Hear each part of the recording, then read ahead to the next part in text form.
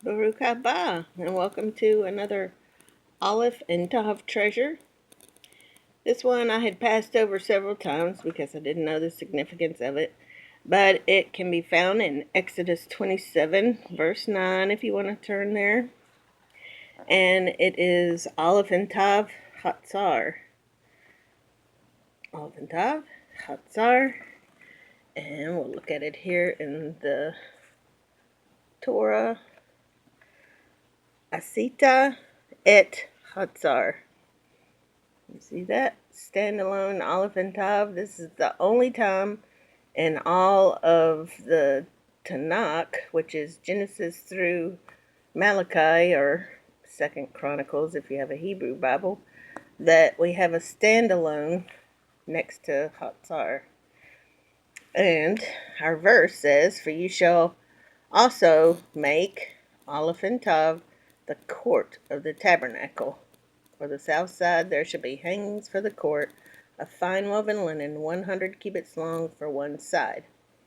And you can probably guess why I passed this one over, because how is Yeshua connected with the court of the tabernacle? Well, last week this was in our Torah portion, and I decided to dig into it, see if I could figure out something. Well, I looked up the word for Chatzar, and it's court or enclosure, from the Strong's numbers here: settled abode, settlement, town or village. A yard, as enclosed by a fence. Also a hamlet, as similarly surrounded with walls. So you could see that there's no hidden message in there. It is what it is. But then I went to breaking down the letters. As I've mentioned to y'all before, each Hebrew letter has a numerical value, it has an action connected with it, and it has a picture meaning. And I go by this paper that I got from Lion and Lamb Ministries that shows all the letters and what their meanings are. And so I looked up Chatzar, and this is what I came up with. The het, the action is to enclose. Picture is a fence. The tzadi, is the action is to desire, catch, or need, and the picture is a hook. A resh is person or highest, picture being the head. Well, so if Alef Tav is connected with that word, with those meanings connected with the letters, I will let you decide the meaning for yourself, because that's what I did.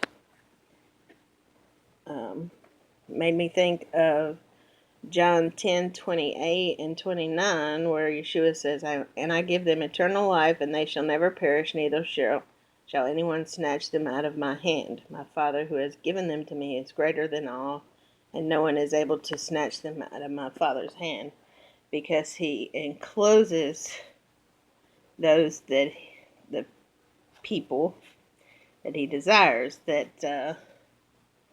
follow him and love him. And when I was looking up Chatzar, the court, it led me to Psalms, and we'll go to, I kind of went on a rabbit trail. Get this nice little bookmark that my sweet little cousin Abby made for me long time ago. So I went to Psalm 65 and found 65 verse 4 says, focus in, "Blessed is the man you choose and cause to approach you, that he may dwell in your courts. We shall be satisfied with the goodness of your house, of your holy temple." And then I read a little bit further, and tell me if you don't think of Yeshua when you read this. Verse 7, You who still the noise of the seas, the noise of their waves, and the tumult of the people. Reminded me of Matthew 8:26 and Mark 4:39 when Yeshua stilled the seas. But that was kind of a rabbit trail. I kind of got off on my court, uh, my court's word, and I was like, well, that's Yeshua right there. So anyway, maybe he was just leading us to that prophecy of him.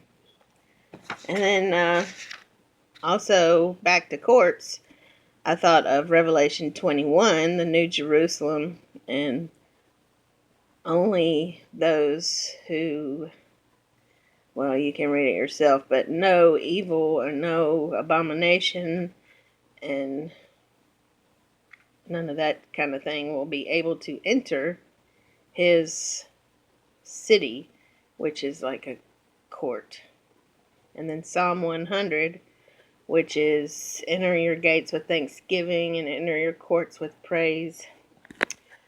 So that is our Alef Tav Chatzar from Exodus 27:9. Didn't mean to spend as much time on this one, but thanks for watching. Have a blessed day. Lahitraot.